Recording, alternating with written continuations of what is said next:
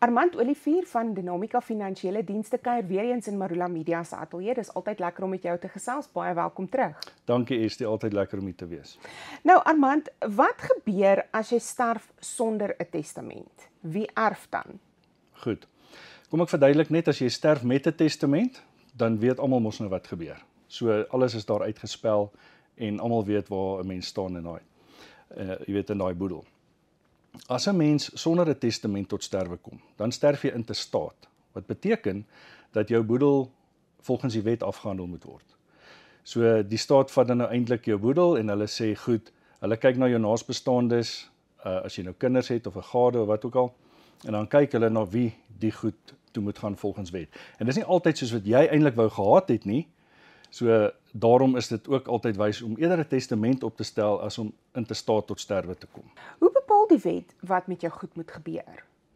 Wel, hulle gaan eers kyk na of jy 'n vrou en of jy kinders het, en hulle gaan dan nou eers kry. As daar nie kinders is nie, gaan alles nou natuurlik na die gade toe, en hulle kyk ook na afhanklikes. As daar nou nie 'n vrou of kinders is nie, dan kyk hulle eers na ouers, en dan gaan hulle na die broers en sissies toe.